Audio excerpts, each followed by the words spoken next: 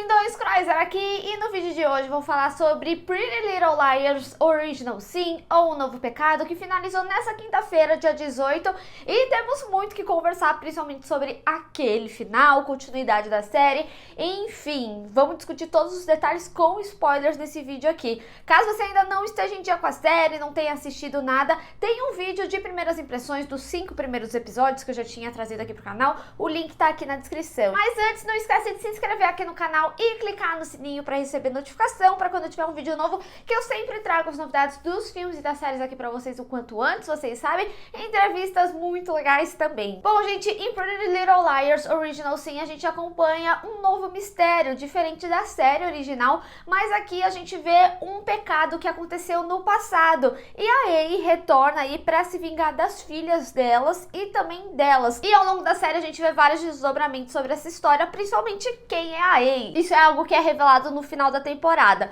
Bom, gente, quem viu meu vídeo de primeiras impressões sobre os 5 primeiros episódios, eu tinha falado que surpreendeu bastante a série, e de fato surpreendeu, porque eu senti que ela foi uma série que ela me prendeu muito antes do que o primeiro Pretty Little Liars, e talvez pela formatação até mesmo dessa história, porque a gente tinha o foco muito mais no enredo, né, sobre esse mistério, descobrir o porquê desse mistério, o que cada liar fez pra Angela no passado, o envolvimento das filhas, como que os mistérios se conectavam. Então tinha um chamariz bem interessante aí, e uma história boa estava sendo contada até então. E sem falar também as liars do presente, né, da história que a gente acompanha majoritariamente, não das mães delas, eu achei elas bem interessantes, inclusive como que a história se deu delas sendo de cada grupo e depois tendo um esquema meio Clube dos 5, né, que todas vão pra detenção e elas acabam vendo o ponto em comum delas do porquê que elas foram pra detenção. No caso, elas concluem inicialmente que tinha sido por causa da Karen, mas no final das contas estava tudo relacionado com a Ei, e aí elas começam essa amizade, até porque elas foram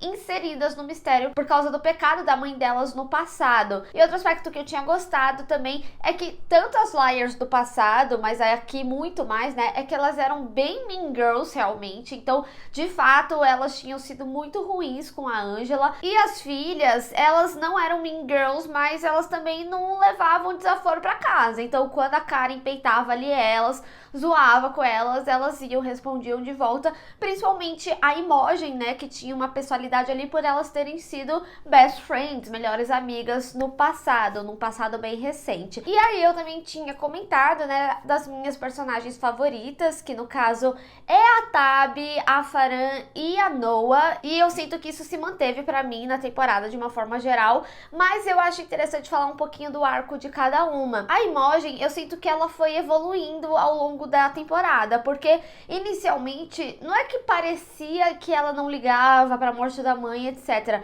mas tinham tantas coisas acontecendo na vida dela, e ela tava tão obcecada com o mistério, que parecia que as coisas não tinham muito efeito nela, e depois eles mostraram que de fato tudo estava envolto do mistério. Eu sinto que inicialmente a série, ela tinha demonstrado isso bem, mas ainda assim eu sinto que faltaram algumas emoções ali, realmente parecia que as coisas elas não tinham tanto efeito nela, mas depois, conforme eles foram construindo a personagem, inclusive revelando sobre a gravidez dela, e que tanto ela quanto a Tabi tinham sofrido um estupro, eu sinto que a história começou a se caminhar melhor, e eu sinto que a série lidou bem com essa situação, porque realmente a gente via, né, quando elas falavam que elas tinham uma rede de suporte. Achei interessante que justamente a mãe da Tabi, que soube do estupro da Angela, tinha lidado muito mal no passado, e agora ela lidou melhor, né, entre aspas. Eu ainda tenho alguns incômodos de como ela lidou, tipo aquela questão do Wes, eles podiam ter feito algum momento dela, de certa forma, pedindo desculpa pra ele por ter acusado ele de algo grave que ele não fez, apesar que o Wes não é flor que se cheire, né, ele já começa a temporada aí bem errado, né, dando em cima dela. Ele veio com o combo, né, do cara, ai, você é tão madura pra sua idade. Meninas, não caiam nessa. Tá certo que agora pensando também, né, ele tinha usado, se você for na minha casa, eu te dou o pendrive. Ele mereceu, tá? Concluí, mudei de ideia, que ele mereceu esse expor. Mas enfim, o que eu sinto é que tem algumas coisas que elas são lidadas de forma muito, do nada, muito explosivo, e isso acontece em vários momentos aí da série, até mesmo no mistério, em algumas investigações, e eu vou pontuando conforme eu for falando. Mas eu preciso falar aqui pra vocês que conforme elas foram introduzindo a questão do estupro estupro e tava investigando a EI e tudo mais, eu juro que eu fiquei com muito receio deles incluírem que estava relacionado com a EI. Ah, porque a Ângela sofreu disso, então, já que elas estão pagando pelo pecado das mães, elas vão pagar também. E, sério, gente, eu fiquei,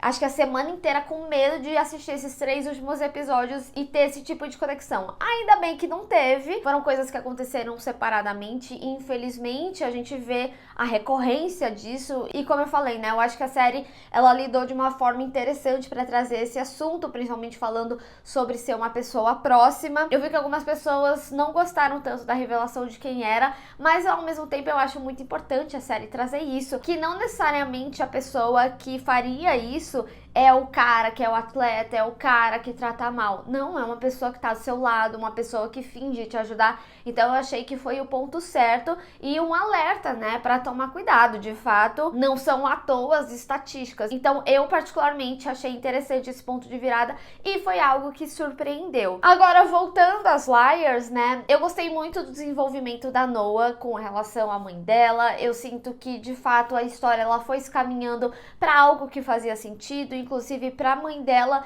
entender que ela precisava de ajuda. E eu gostei principalmente quando a Noah trazia a fala, né, de que dependência química é uma doença e como tudo iniciou, principalmente quando ela tem a conversa ali com o Shawn. Então eu achei bastante interessante todo o desenvolvimento e eu particularmente, gente, gostei muito da atriz. Eu achei ela muito boa. Eu já tinha falado no meu primeiro vídeo, se eu não me engano, ela me lembra muito a área do primeiro Pretty Little Liars, no sentido de já ser uma boa atriz logo de cara, de entregar a emoção. Ela tem um dinamismo muito interessante e pra mim ela particularmente se sobressai perto de algumas delas. Como eu falei, né, as minhas favoritas foi a Farhan, a Tabi e a Noah, e eu sinto que pra mim elas são as melhores aí, até porque tem algumas atuações que, gente, sério, pra mim não dava. E eu falo isso tanto das Liars do presente quanto do passado.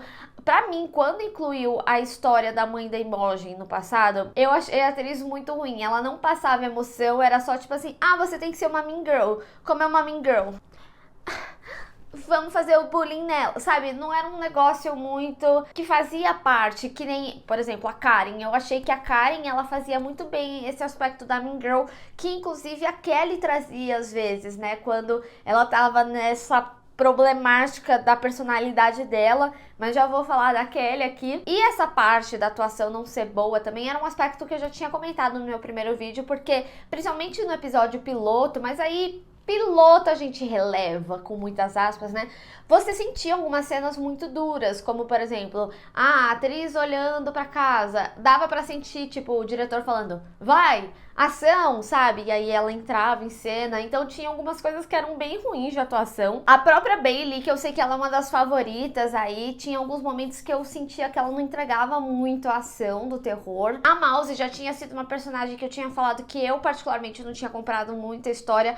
Eu acho que foi uma história muito doida, assim, e pra mim por muito tempo ficou meio confuso do porquê que ela tava fazendo aquilo. Eu acho que eles não queriam entregar muito do mistério do pai dela e do desenvolvimento da mãe dela logo no início, então pra mim demorou pra trazer o porquê desse envolvimento. Inicialmente eu confesso que eu acreditava que ela fazia um lance meio Can Girl, alguma coisa assim, só que de uma forma mais leve, né, porque por mais que Pretty Little Liars venha com uma linguagem um pouco mais adulta, principalmente trazendo o terror, comparado a Pretty Little Liars anterior, ainda assim não é uma série que retrata a adolescência de uma forma como Euphoria, que de fato é um público bem mais adulto. Aqui Pretty Little Liars ainda é adolescente, ainda é um young adult ali e tudo mais, então isso também reflete de como as cenas são feitas. Então, enfim, era algo meio estranho e eles queriam unificar com esse aspecto dela ser mais tecnológica e tudo mais, e acabou não sendo um arco que me agradou tanto, e nem também o desenvolvimento dele, diferente do caso da Farhan. Eu acho que a Farhan, ela cresceu muito na temporada. Ela já tinha sido uma personagem que eu tinha gostado, principalmente na busca dela do balé, mas ver ela se desprendendo da mãe dela e também o empoderamento dela com o cabelo, a ponto dela ir até falar ali com o xerife depois, eu achei que teve um desenvolvimento legal, um crescimento muito grande da personagem. Agora, o que eu achei lamentável foi de fato a atitude atitude da mãe dela, porque aqui quando a gente vê as mães de uma forma geral, mesmo que a mãe dela ajude em alguns momentos, eu senti que ela pareceu ser a que teve menos amadurecimento, né? Porque todas as mães, elas ficam assim, ai, a gente foi bullies, né, lá no passado e tudo mais, e por isso que isso tá acontecendo. Mas a mãe dela, a forma que ela tratou a Farhan, de tipo, ah não, mas eu ainda acho que você tem que fazer a cirurgia. Por exemplo, a primeira cirurgia poderia sim ser um erro do passado, que ela aprendeu e etc.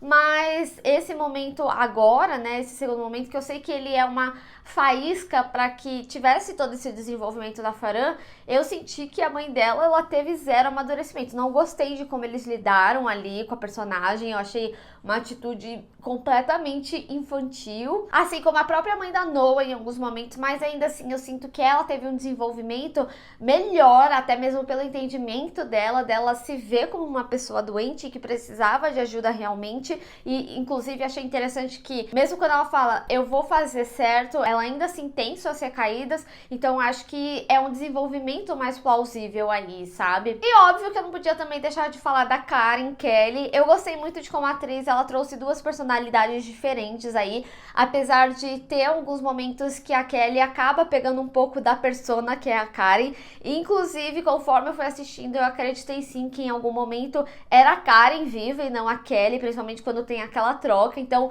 eu achei um recurso do roteiro bastante interessante, eu fui enganada, sabe? Mas eu gostei que com o desenvolvimento disso, né, a gente teve de fato o conhecimento de que era a Kelly e as características da personagem. E eu achei legal até mesmo dessa quebra de ciclo que elas falam, e honestamente, se tiver uma segunda temporada, eu super incluiria a Kelly no grupo das Liars, sabe? Tem até um momento da série que elas falam, ah, não estão todas aqui, aí ela manda uma mensagem pra Kelly quando tá indo pra finalização ali da escola, então meio que ela faz parte, mas não ativamente ali junto, né? Mas se tiver uma segunda temporada, eu ia gostar de ver ela realmente ali com as meninas e sendo amiga delas, principalmente porque entra nessa proposta delas serem todas diferentes e também de ter superado, né, os problemas que tiveram e não fazer repetir a história. E aí, antes de falar do final, eu acho que tem um aspecto importante que eu tinha falado no meu primeiro vídeo e eu volto a trazer aqui, é que um dos aspectos que eu também tinha gostado dessa nova Pretty Little Liars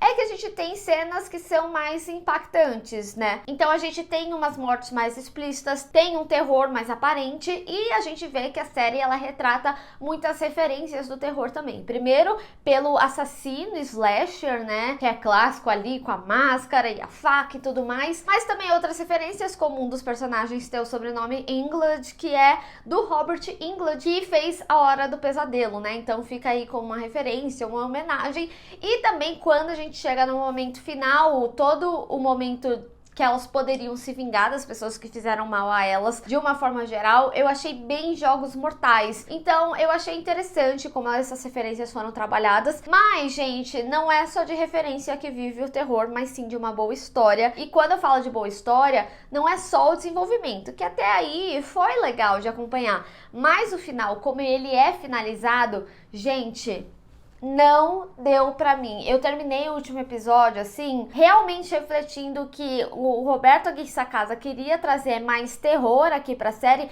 tanto que a gente tinha cenas mais explícitas, a gente tinha mais cenas de assassinato, eram mais sangrentas e tudo mais, mas no final das contas tudo pareceu um show de horrores pela conclusão. Aí ter toda a revelação que era o diretor da escola, me lembrou muitas coisas de Riverdale, inclusive porque a gente tem várias construções bem similares a Riverdale. Afinal, a gente tá falando do mesmo showrunner, que é o Roberto Aguirre Sacasa, como, por exemplo, terminar o episódio com aquele pá, impactante, né, e tudo mais, aí vem ali a vinhetinha, ou até mesmo algumas sonoplastias ao longo aí dos episódios. Tem até um aspecto que o Roberto faz bastante, que é colocar a câmera em diagonal. Isso me incomodava demais. Ele fazia em Um Mundo Sombrio de Sabrina, ele fazia isso em Riverdale, e ele faz aqui também momentos que gira, só pra falar, ah, isso é muito doido. Me incomoda demais, eu não curto, acho que não diz muita coisa, e isso retorna aqui em Pretty Little Liars também, são elementos similares, né, que ele trabalha aí nas séries dele. E eu sinto que ele tem um problema em construir bons vilões. A Ei, ela já tinha me incomodado quando ela falou ali com a Noah. A voz do ator, gente, Nossa, foi um negócio assim asqueroso. Eu tinha comentado no meu vídeo.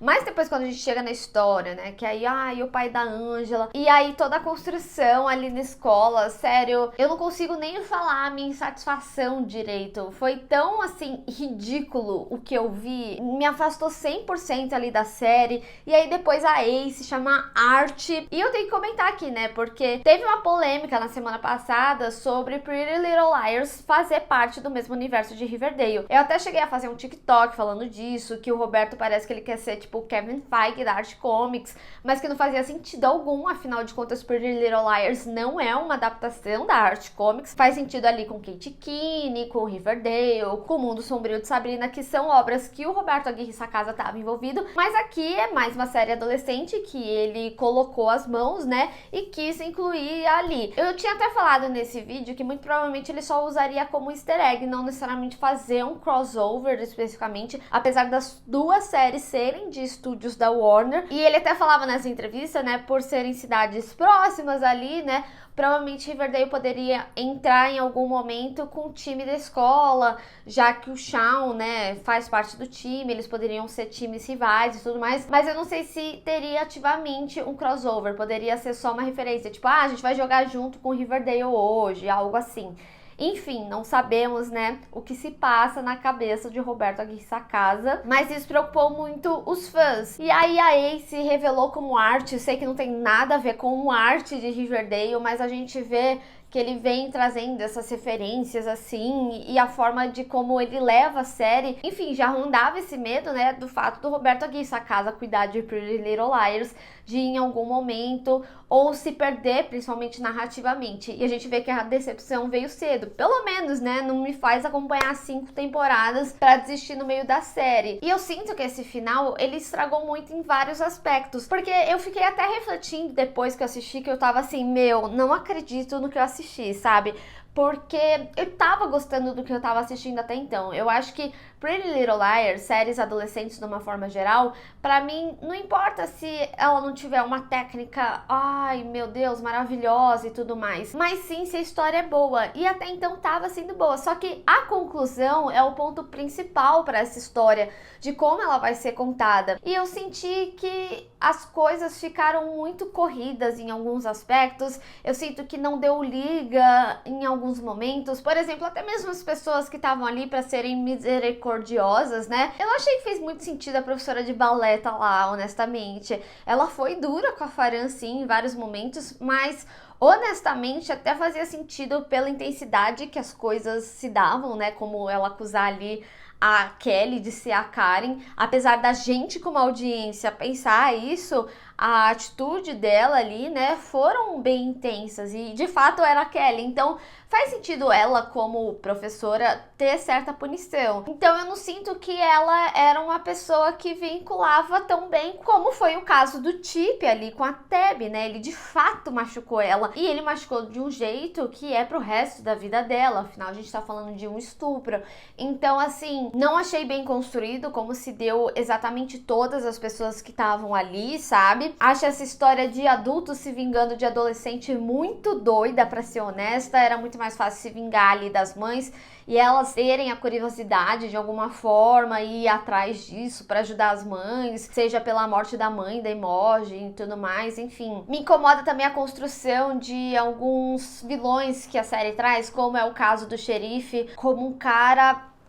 Ai, e depois a Ei ali correndo atrás da grávida. E não ficou aterrorizante, sabe? E eu sinto que, até assim, a Bailey, que ela é uma boa atriz, eu não senti que ela entregava muito em momentos de terror. Eu acho que ela é muito boa em momentos dramáticos, né? Mas terror, quando a gente tá falando da história ou até mesmo de atores, é muito difícil de você fazer um terror bem feito. Você pode fazer uma boa ambiência de terror, mas você contar uma boa história de terror são outros 500. Você ter bons atores de terror são outros 500. Não é à toa que a gente vê obras aí como as do Mike Flanagan reutilizar os atores, porque de fato eles são muito bons. Então não acho que é todo ator que consegue entregar um bom terror, acho que ela consegue entregar um bom drama, isso ela faz muito bem. Mas eu sinto também que alguns momentos que me incomodaram era mais sobre construção de cena do que sobre a atuação dela também. Por exemplo, tem uma hora, né, que ela tá assim encostada num armário e as Liars estão posicionadas atrás, tipo, meu Deus, o que aconteceu? E ela tá, tipo, sofrendo no armário. Eu achei essa cena horrível, de mau gosto, assim, sabe? Mau gosto estético mesmo, que eu tô falando. Enfim, então tiveram várias coisas nesse último episódio. Era rir pra não chorar, então não foi aterrorizante, não acho que foi uma boa conclusão. Tiveram várias coisas que eu não achei que faziam sentido. Tinha algumas coisas da investigação como se levaram também, tipo, então vamos voltar lá na casa da Angela Waters. Isso é uma coisa que, primeiro, você já devia ter feito desde o início, né? A gente viu recentemente Stranger Things, que no momento que eles descobrem da casa dos Crews, eles vão lá. Então, pra mim, é tipo one-on-one da investigação, né, das séries, você ir e tudo mais. E aí, ia caçando coisa, aí achava uma foto, e achava e falava, nossa, estamos muito perto, então tudo tava muito concentrado ali. E eu senti que nesses 3 últimos episódios, né, como tinham várias coisas pra resolver, por exemplo, o próprio drama delas, seja Noah com a mãe, a Farhan ali com a mãe. A questão da A, em certo momento, me pareceu ficar em stand-by. E aí, quando ela retorna, as coisas parecem acontecer muito rápido, sendo que podiam ser melhor desenvolvidas antes. E assim, quando eu assisti a Riverdale, uma das coisas que eu mais reclamava era como tinha aquela barriguinha de Riverdale, como se Riverdale claramente fosse dividido em 3 partes. Então, a primeira parte vinha todos os mistérios, a barriguinha demorava, mas aí no final da segunda parte resolvia um dos mistérios, e aí a terceira parte finalizava tudo, mistério e tudo mais, e também nem sempre era muito bom a forma que finalizava. Enfim, e aí eu fiquei, pelo menos aqui a gente tem menos episódios. E a primeira temporada de Riverdale, ela é muito boa, ela é muito bem desenvolvida nos seus 3 episódios, então eu tava curiosa pra ver com a história condensada, que realmente ficaria melhor, e eu sinto que não ficou corrido em alguns aspectos, sabe? Então, quando eu chego nesse último episódio, eu vejo vários problemas, tanto de roteiro, a forma como as coisas se deram, algumas decisões de cenas que acabam ficando mais engraçadas do que aterrorizantes realmente, algumas coisas que não fazem sentido, então são vários aspectos que não trazem um final bom. E pior ainda, a gente tem a revelação da A, tem um gancho, né, de que a A se solta e tudo mais, mas refletindo depois, qual seria a motivação na segunda temporada? Continuar essa vingança, você sabendo quem é a A? Então, pra mim também foi uma má decisão falar quem que era a A, dando as suas motivações, ao invés de fazer algo talvez que aí poderiam ser pessoas diferentes, como a série original fazia, né? Então, como eu falei, o final é uma série de decisões ruins, corridas, mal feitas, mal executadas, que honestamente estragou a série ali pra mim. E se não tiver uma segunda temporada, ainda assim acho que é uma boa finalização, mesmo que tenha tido ali, né, a A ainda continua e tudo mais. Eu acho que a série ela não tem tantas pontas soltas assim, mas eu acho que se tiver uma continuação, tem grandes possibilidades de ladeira abaixo, pelo que se deu nesse final, não só pelo que aconteceu no final, mas como a história pode caminhar. Enfim, gente, não gostei, pelo menos a decepção veio cedo aí, né, como eu tinha comentado, mas eu quero saber de vocês, o que vocês acharam? Vocês acham que, mesmo tendo um final ruim, o saldo é positivo? Ou vocês acham que realmente já não tava legal, já tava com as red flag lá atrás e a gente não viu? Ou você viu? Eu não vi. Enfim, vamos discutir. Bem, pessoal, espero que vocês tenham gostado desse vídeo, não esquece de deixar o seu gostei e compartilhar nas redes sociais, inclusive me segue lá, se inscreve no canal e clica no sininho para receber notificação para quando eu tiver um vídeo novo. Te vejo no próximo. Tchau!